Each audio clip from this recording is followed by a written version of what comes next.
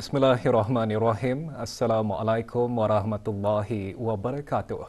Bersua dalam berita perdana malam ini, saya Ahmad Nur Irsyaduddin Hasrom dan Sarofizah Jumahmud. Berita utama malam ini.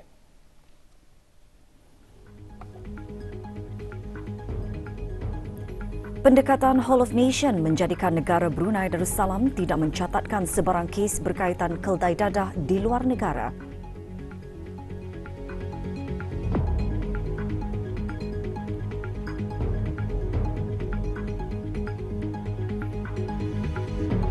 Beberapa inisiatif giat dilaksanakan oleh Kementerian Pendidikan bagi mendukung pembelajaran digital.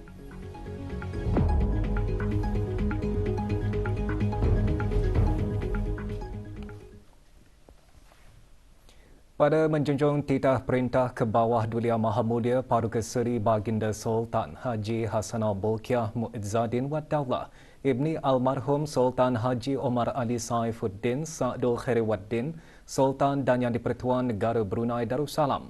Dengan ini dimaklumkan, waktu bekerja di kementerian-kementerian dan jabatan-jabatan kerajaan sepanjang bulan Ramadan bagi tahun ini. Hari Isnin hingga Khamis dan hari Sabtu mulai pukul 8 pagi hingga 2 petang.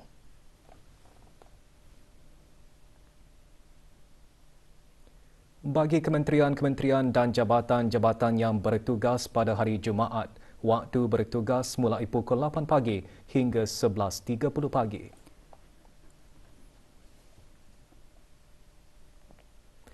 Sementara pekerja bergaji hari, masa bekerja hendaklah dikurangkan selama 1 jam dari waktu-waktu bekerja biasa. Sementara penentuan memulakan kerja terserah kepada budi bicara kementerian dan jabatan masing-masing. Mesyuarat pertama dari musim permesyuaratan ke-19 Majlis Mesyuarat Negara bersidang di hari ke-8 hari ini dengan Dewan membahaskan dan meneliti beberapa persoalan bagi tajuk Kementerian Pendidikan dan jabatan-jabatan di bawahnya. Laporan lanjut sidang Majlis Mesyuarat Negara menyusul selepas ini.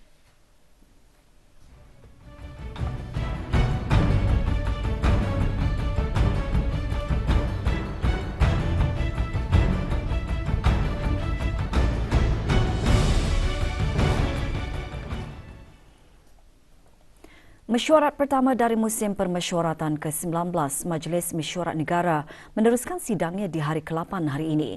Isu pemerdagangan manusia dan penyeludupan dadah melalui keldai dadah antara yang mula-mula mendapat perhatian Dewan. Yang berhormat Pihin Dato' Laila Raja Meja Jara Bersara Dato' Peruka Seri Haji Awang Halbi bin Haji Muhammad Yusof, Menteri di Jabatan Perdana Menteri dan Menteri Pertahanan kedua, menekankan pasukan polis Diraja Brunei dan Biro Kawalan Narkotik serta agensi-agensi keselamatan dan penguatkuasaan yang lain akan terus memantau maklumat dan trend aktiviti-aktiviti jenayah.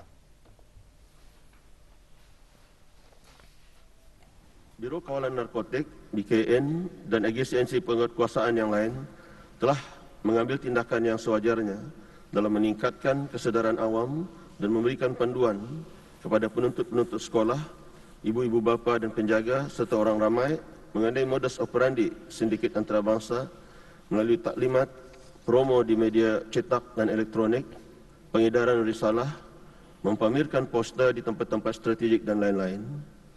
Alhamdulillah, dengan adanya usaha-usaha secara pendekatan Whole of Nation tersebut, negara tidak ada mencatatkan sebarang kes berkaitan warga tempatan yang digunakan menjadi drug mules di luar negara, khususnya berikutan penipuan laman sosial atau cyber. Mengenai isu jenayah pemerdagangan orang, Menteri di Jabatan Perdana Menteri dan Menteri Pertahanan kedua menerangkan jenayah tersebut berlainan daripada isu keldai dadah kerana ia melibatkan eksploitasi terhadap pekerja-pekerja asing atau mangsa yang dibawa masuk ke negara-negara tertentu tanpa izin dan kemahuan mereka.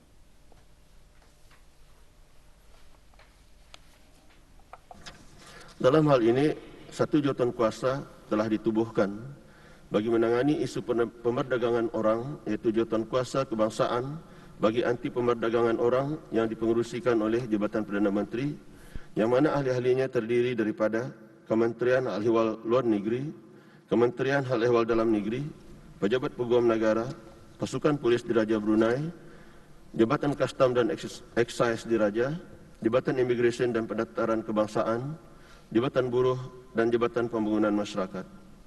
Pada masa ini terdapat 2 kes pemerdagangan orang yang sedang dalam proses pendakwaan. Bantuan kepada para belia yang ingin menceburkan diri dalam bidang perniagaan pula mendapat penjelasan daripada Yang Berhormat Datuk Seri Setia Dr. Awang Haji Muhammad Amin Liu bin Abdullah, Menteri di Jabatan Perdana Menteri dan Menteri Kewangan dan Ekonomi kedua. Melalui Darussalam Enterprise atau DARE, beberapa inisiatif telah disediakan seperti Accelerated Bootcamp, iaitu satu program pembangunan bagi membantu perniagaan di peringkat awal ataupun startup berkembang dengan memanfaatkan teknologi, meningkatkan pelaburan dan membina model perniagaan yang inovatif. Ada juga satu platform iaitu DARE Links, iaitu membentuk business to business portal yang menawarkan peluang bagi pembekalan barangan dan perkhidmatan oleh PMKS tempatan untuk syarikat-syarikat besar di negara ini. Tambahan lagi, ada juga satu platform di bawah iCenter untuk menyediakan ruang inkubasi serta kemudahan co-working bagi menggalakkan pencetusan idea dan strategi perniagaan baru khususnya di kalangan startups. Menteri di Jabatan Perdana Menteri dan Menteri Kewangan dan Ekonomi kedua juga mengongsikan mengenai pembiayaan berjumlah kira-kira 23 juta ringgit Brunei oleh Bank Usahawan kepada 515 perusahaan mikro, kecil dan sederhana PMKS. Hampir 90% daripada pengusaha adalah peniaga Bumiputera. Selain daripada pembiayaan kewangan, Bank Usahawan juga memberi nasihat dan bimbingan kepada PMKS terutamanya mengenai perkara-perkara asas perniagaan dan keusahawanan ataupun business and entrepreneur basics and fundamentals yang perlu ada atau diketahui oleh PMKS atau pengusaha-pengusaha tersebut. Bank Usahawan juga telah dan akan terus bekerjasama dengan pihak-pihak seperti DARE dan agensi-agensi yang berkaitan. Antara inisiatif-inisiatif yang telah dilaksanakan adalah seperti menawarkan grant scheme kepada PMKS. Bank Usahawan juga mendapatkan rujukan pelanggan ataupun client referrals dari pihak DARE dan lain-lain inisiatif. Kementerian Pendidikan menyediakan garis panduan dalam menangani isu guru yang turut melaksanakan tugas pentadbiran. Yang Berhormat Datin Seri Setia Dr. Dayang Hajah Romaizah binti Haji Muhammad Saleh, Menteri Pendidikan menjelaskan perkara itu sebagai respon bagi isu kekurangan dan bebanan tugas guru dikemukakan oleh Yang Berhormat Awang Haji Muhammad Daniel alias Tekpin bin Yaakob. Memangnya mereka ini diberikan bebanan kerja yang sedikit ringan daripada guru-guru yang lain, iaitu mereka ini hanya mengajar 10 hingga 16 period seminggu sahaja bersamaan dengan 5 ke 8 jam seminggu.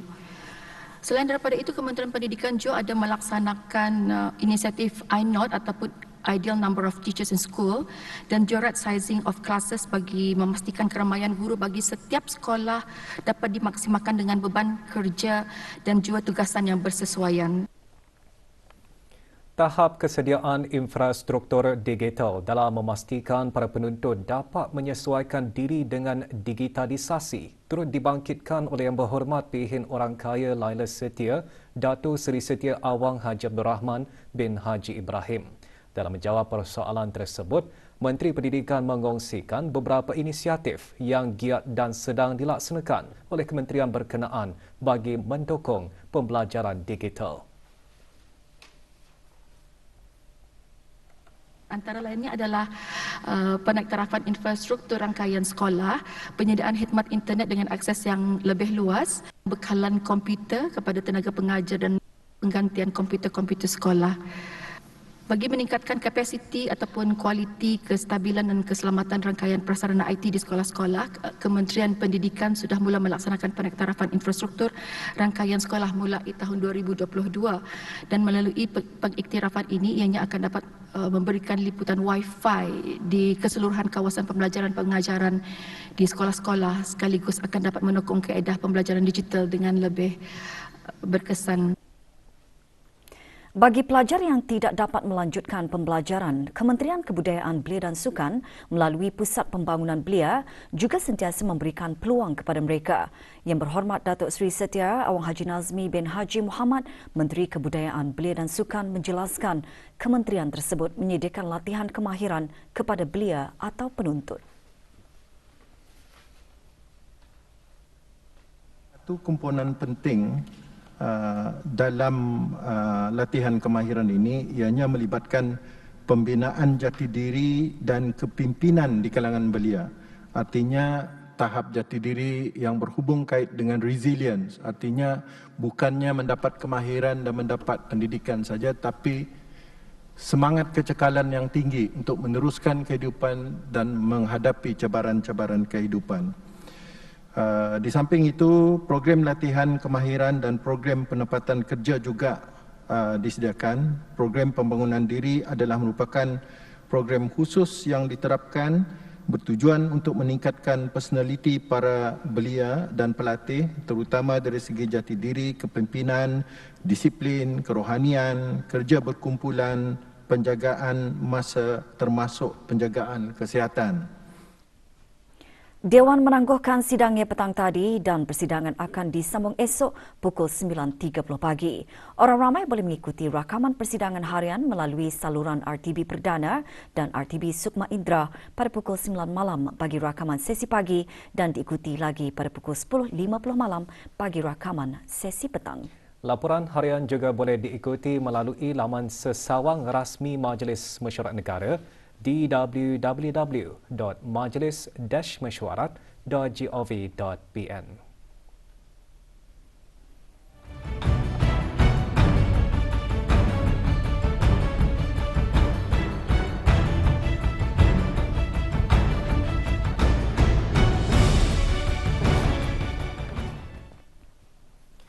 Promosi pelaburan ke Tokyo, Jepun dianjurkan sebagai usaha menarik pelabur asing ke negara Brunei Darussalam. Ikuti bahan beritanya selepas ini bersama dengan bahan berita lainnya.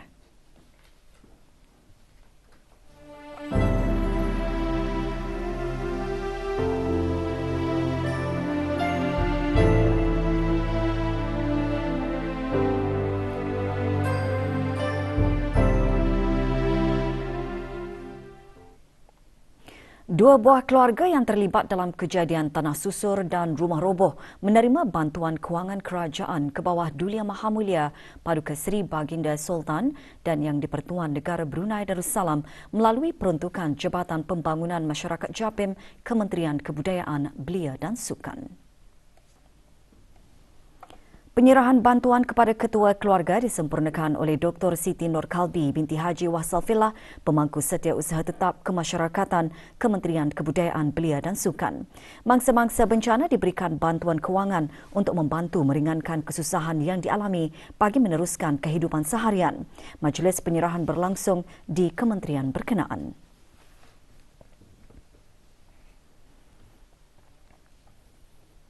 Lembaga Kemajuan Ekonomi Brunei LKEB terus meningkatkan usaha promosinya bagi menarik pelaburan asing ke negara Brunei Darussalam. Bagi meneruskan usaha tersebut, LKEB menganjurkan promosi pelaburan ke Tokyo, Jepun. Sebagai sebahagian daripada program, LKEB dengan kerjasama Pusat ASEAN Jepun menganjurkan seminar mengenai peluang-peluang pelaburan di negara Brunei Darussalam. Seminar kali ini mendedahkan potensi pelaburan 5 sektor keutamaan negara iaitu minyak dan gas hiliran, makanan, perkhidmatan, info komunikasi, maklumat ICT dan pelancongan. Lebih 60 peserta dari pelbagai persatuan dan syarikat dalam sektor-sektor berlainan menghadiri seminar yang diadakan pada 7 Mac lalu.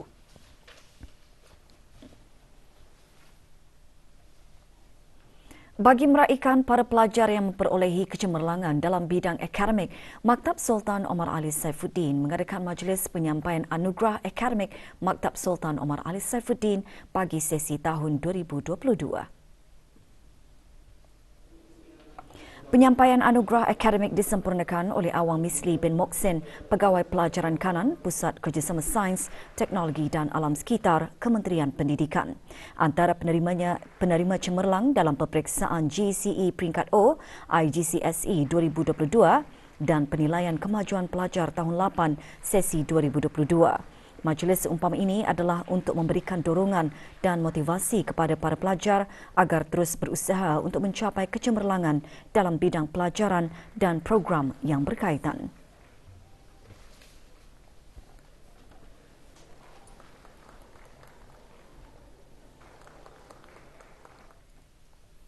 Pusat Dakwah Islamiah dengan kerjasama Persatuan Mu'alaf seluruh negara meneruskan lagi penyerahan bantuan berupa makanan asasi menerusi projek Fatul Barakah 4.0 kepada 14 buah keluarga mu'alaf di Kampung Batang Mitos, daerah Tutong.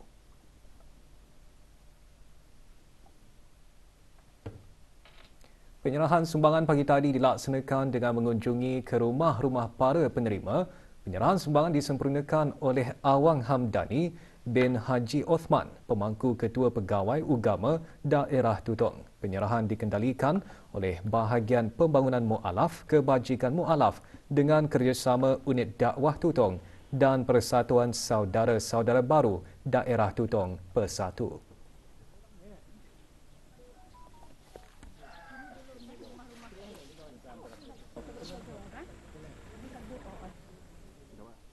Musabaqah menghafaz Al-Quran serta pemahamannya peringkat akhir kebangsaan bagi tahun ini akan diadakan selama 2 hari mulai pada 20 Mac hingga 21 Mac 2023.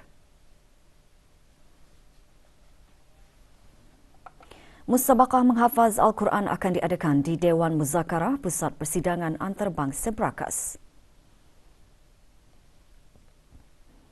Pertanyaan lanjut hadir ke urus setia Musabaqah menghafaz Al-Quran beserta pemahamannya peringkat akhir kebangsaan di Pusat Pengajian dan Penyebaran Al-Quran di Blok 2H tingkat 8 Bangunan Ong Sumping, Jalan Ong Sumping, Bandar Seri Begawan atau hubungi talian 223-7512 dan 223-3364. Balai Khazanah Islam Sultan Haji Hassanah Bolkiah dengan kerjasama Kementerian Kesihatan pagi tadi mengadakan kempen derma darah. Kempen tersebut diadakan di Balai Khazanah berkenaan. Semasa kempen ini, sebanyak 15 pain darah berjaya dikumpulkan. Aktiviti seumpamanya diadakan bertujuan meningkatkan kesedaran mengenai kepentingan dan faedah pendermaan darah serta menanamkan sifat beramal jariah dengan menambahkan simpanan tabung darah negara. Derma darah dari aspek Islam adalah sesuatu amalan yang mulia kerana ia dianjurkan oleh agama Islam sendiri. Dengan cara yang seperti ini adalah untuk menggalakkan orang ramai untuk membantu orang yang memerlukan darah dan di samping itu untuk menambah stok-stok darah di hospital-hospital. Sementara itu, Pusat Pendermaan Darah di Jabatan Perkhidmatan Makmal Kementerian Kesihatan akan mengadakan kempen derma darah. Orang ramai dialu-alukan menyertai kempen tersebut dan sekaligus menderma darah bagi sama-sama membantu mengekalkan bekalan stok darah di negara ini.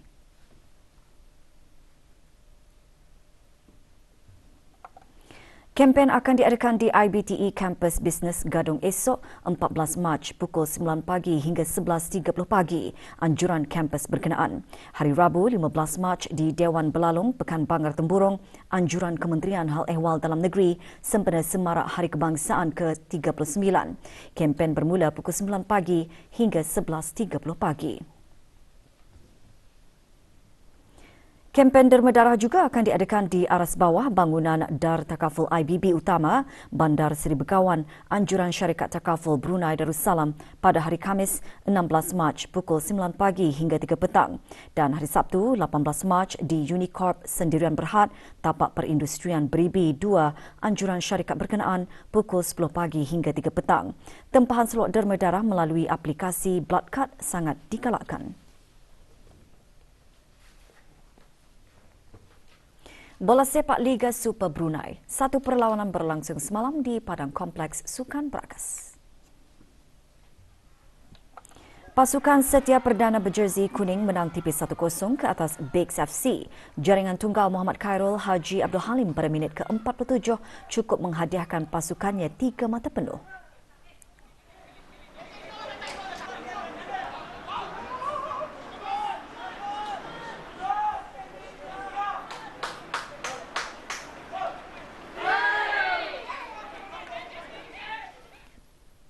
Liga Futsal Brunei 2023. Kota Ranger mengutip 3 mata penuh selepas menewaskan DDT FT semalam. Perlawanan berlangsung di Dewan Serbaguna, Kompleks Sukan Negara Hassanah Bolkiah, Brakas.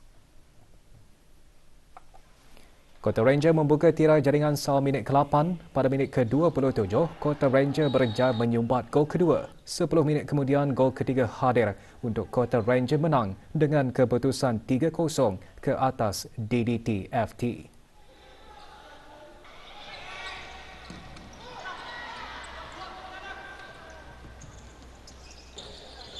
Sementara itu, dalam satu lagi perlawanan, GG Indra SC tewas 1-2 kepada Almeres FC. Almeres terlebih dahulu berada di hadapan pada minit ke-19, manakala gol kedua dijaringkan pada minit ke-39.